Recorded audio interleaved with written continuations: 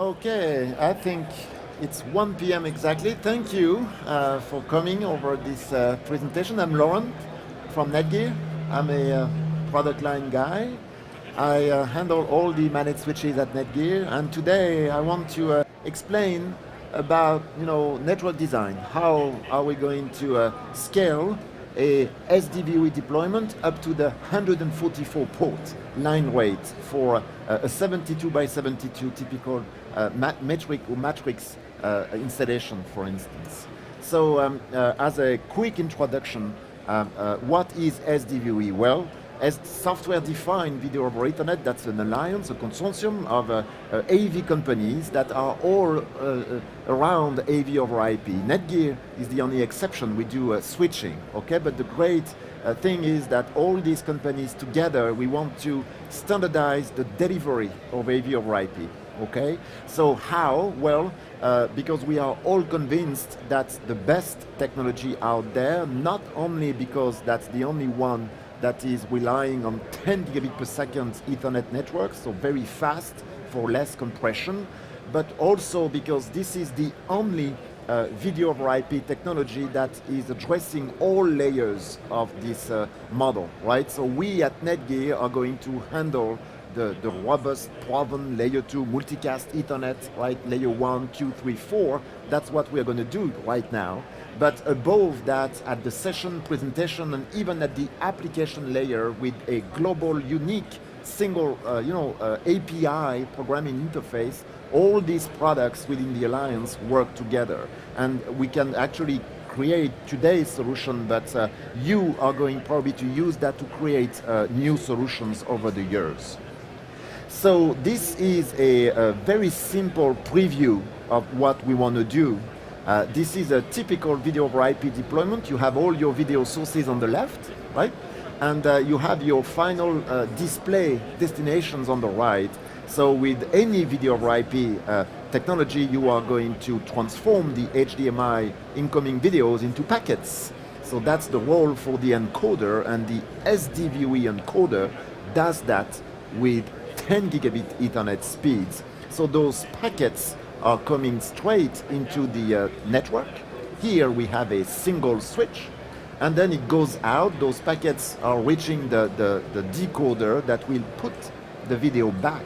And what is interesting here is that we are not going to only transport video. There is 1 gigabit per second left reserved for all other inputs that you may want, like the control products that you always need, or supplemental audio, embedded audio, or USB 2, so that you transport USB on the other side. So here, this is a very simple installation, right? Because you have one switch. So this is a global single switch installation. But how can we scale more? Okay, so let me tell you. First of all, do you know what are those packets? When we say that we packetize the video, what's that? What is video over IP? Technically speaking, from an Ethernet standpoint, it's multicast, right? So we have three types of communications on an Ethernet network. You have the one-to-one, TCP-based unicast communication. I'm sending an email to you, right? So it's going to be one-to-one. You have the broadcast communication, so that's everybody receiving the same message. Discovery protocols, like bonjour, for instance, you need to send that to everyone. That's bad. And you have multicast, and multicast is great because you are not sending videos over IP one-to-one to everybody, because you are going to flood your network. Instead, you are sending this only once, and the network is going to do that to many other destinations. So that's the one-to-many. Multicast is the best invention ever, and multicast allowed internet, for instance, okay? Because when you're watching a video game, you're subscribing to a TV channel, whatever, on your phone, that's multicast operation, okay? So, you want to design a video over IP network. So you need to select your switches. How are you going to do that? Is the codec or the type of video over IP, the quality, important for the switches? I'm going to tell you that straight, no. Because for switches, there's no good packets or bad packets. The video is good or bad. Well, for us, we just move those packets, and we do it very well, very reliably, very fast. So codec quality is not important. It's your choice, right? And if you go SDVoE, you're in a better shape. Latency, is that a requirement for switches? For instance, you have a latency-sensitive deployment, okay? Are you going to select your switches based on latency? No. Why? Because switches latency is calculated in microseconds. So this is a millisecond divided by 1,000, okay?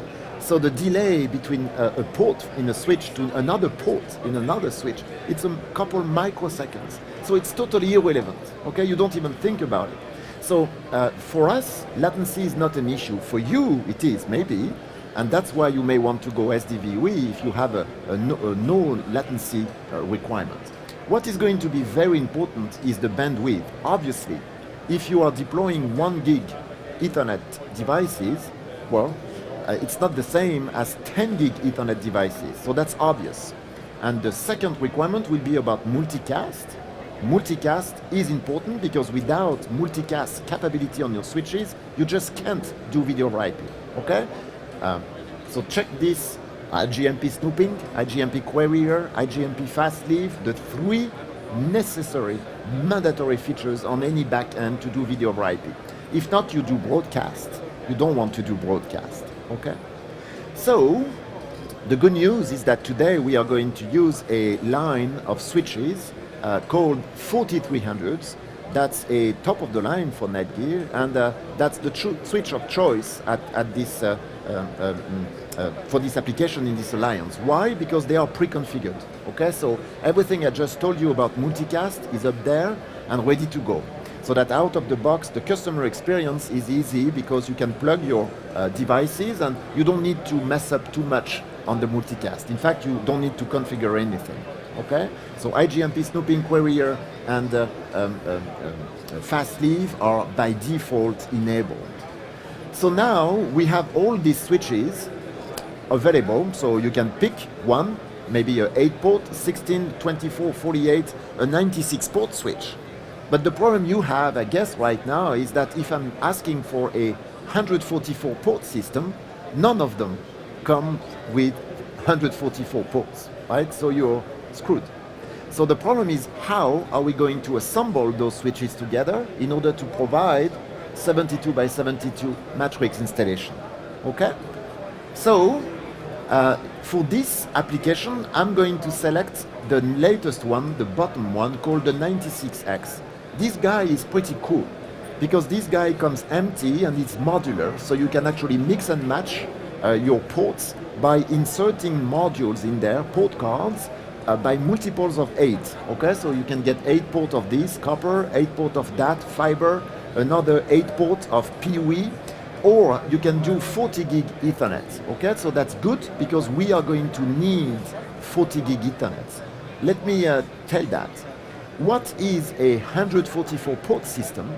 Well, it might be, you remember the diagram, 72 sources and 72 destinations. So we call it a 72 by 72, right? So it could be also something like asymmetric, maybe less sources, more destinations, one too many, or vice versa. But let's say 72 by 72 for the sake of today's exercise. Something you need to know is that any Ethernet switch or any Ethernet communication is bidirectional, okay? So if you have just one Cat5 cable in between 2 Apple computers right there, okay, with one cable you can send traffic one way and simultaneously the other way at the same speed, okay? We call it full duplex. That's something you need to remember when we will build the system, because full duplex is good, okay? You double the speed, you go in both directions simultaneously. There is no such input-output on a switch. All ports are both at the same time. Got it? Cool. So, well, this is the solution. But I know it's kind of weird, so I'm going to drive you through that.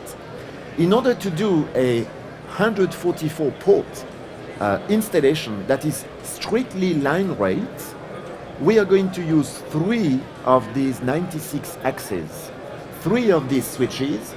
We are going to actually allocate the upper half, those switches are 2U, to your endpoints, 24 encoders, inputs, 24 decoders, outputs. And at the bottom half, we are going to allocate those slots to the 40 gig stacking modules, to the 40 gig ports. And we are going to use 6 ports of 40 gig Ethernet to go from one switch to the other. And we are going to build a ring. That's a ring. But see, here, the trick is that we are going to evenly distribute TX and RX devices on each switch so that you get that obvious line rate capability on every switch, but you can simultaneously transport half of them from one place to the other. Okay? So statistically speaking, you are line rate. Okay? So that's the theory, but now, well, how can we do it? You know, I am going to use a method called the stack. Okay, so you have 2 different kinds of switch-to-switch connections method. The first one is, you know, the dumb cabling, the dumb wiring cables in between. We call it daisy chain in my language. So you are going to, you know, put switches together by connecting them. But the problem is that you have different switches, standalone switches, so you need to configure them multiple times because it's different. So that's not what we want to do. Instead, we are going to build a stack. So the stack is totally different. The stack is first proprietary to any vendor, so you cannot really stack me with somebody else. But as long as you are in the same stackable family, you're good to go. Okay? And by doing a stack, you are going to virtually expand one switch amongst several other switches and build a bigger, unique single switch. Okay? Easier to maintain, but that's because that's a single switch.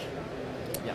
So what is a stack? Well, a stack is an aggregation of couple switches, several switches, up to 8 for the 4300s.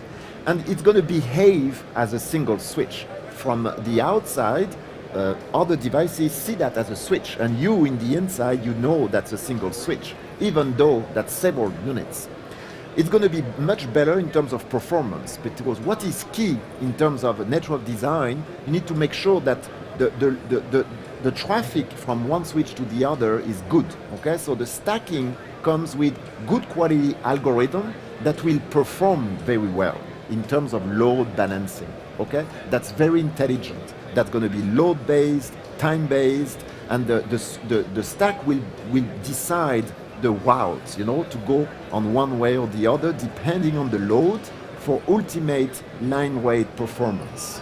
So I don't want to, you know, spend too much time on it, but for your culture, there is many different ways of stacking in terms of topologies. On the left-hand side, that's what we're going to do right now, a ring. Okay, that's very common. But you have other spine and leaf fancy topologies that can be very useful and very relevant in some other situations. Okay? So all that is stacking.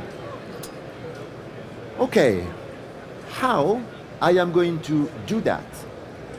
I am going to tell my switches that some ports are going to be used for the stacking mode. Okay? Instead of the typical Ethernet mode, I'm going to tell them, please do stacking instead.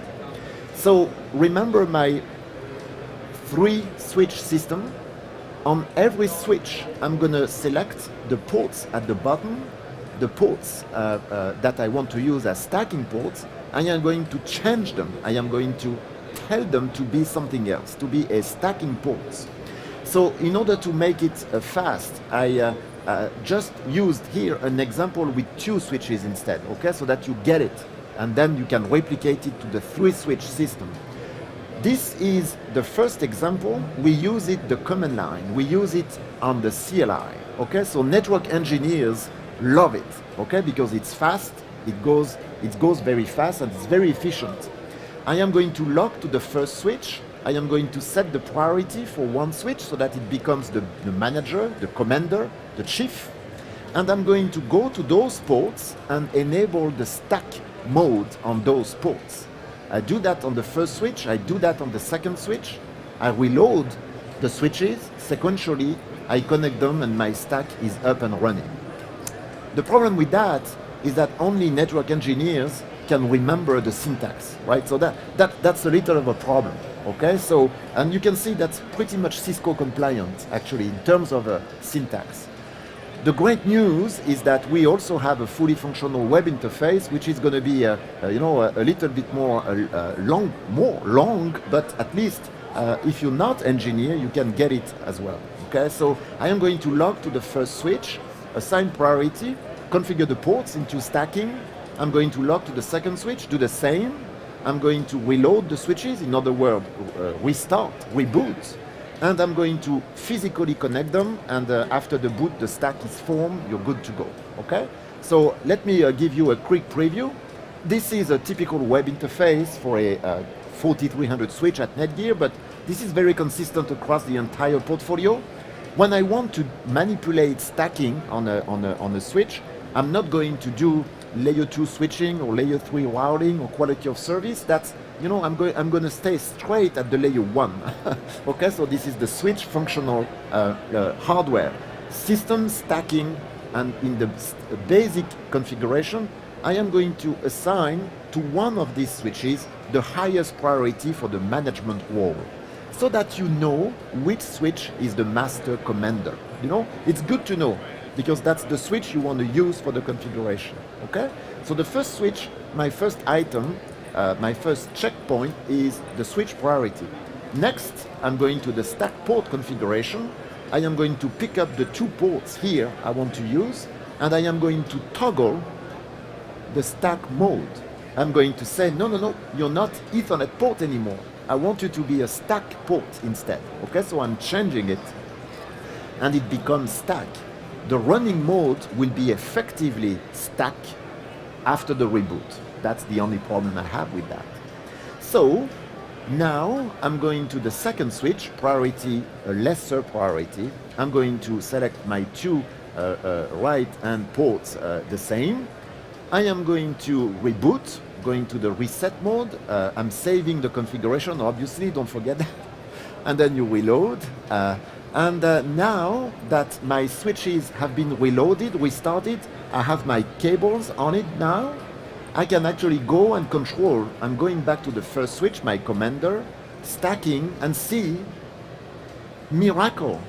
I now have 2 units in my stack. So this is a single switch. Physically, this is a physical switch. But in the stack, I have actually 2 members. But it's the same switch, right? It's like a chassis with several port cards in there. That's the best analogy I can tell you. So on this example, my 8x8F little guy, he's the management unit. That's the boss, the commander. That's what I wanted. And the second guy is the stacking member, and he handles a role that is called operating standby. He will be automatically the master should there is a failover, a failure. Okay, so you have the redundancy built in, and now you're good to go. So remember, we are going to configure the switches one by one, the priority and the stacking ports. So in my example today, if we were to physically install those 3 switches together to do the 144 line rate installation, I'm going to log to the first switch. I'm going to select the priority maybe to the upper left switch, so that it's a higher priority. I want it to be the boss. And I'm going then to allocate, or I should say, configure the stacking mode to the 40 gig ports at the bottom. The first, the second, third, fourth, up to the 12th. So I'm going to select 12 ports that are actually 40 gig ports, enable stacking, and it's done. I'm going to do the very same on the second switch, the very same on the third switch. I'm going to shut down those 3 switches after saving their configuration. You are going to connect the 40 gig ports together. How are you going to do that? Any idea for the 40 gig? either you are local in the same rack or the same room, so you can use DAC cables, QSFP DACs, copper cables, or if they are remote, distant, you are going to populate those 40 gig fiber ports with a 40 gig transceiver, depending on the nature of your fiber, let's say multi-mode, and then you are going to put fiber links in between. And then sequentially, you are going to restart your switches, start with the first one, second one, the third one, and the beauty will be a fully functional 144 port line weight system behaving as a single switch. Okay? Did I speak English correctly, even though I'm a French guy? Okay, I did all right. Thank you. Any question?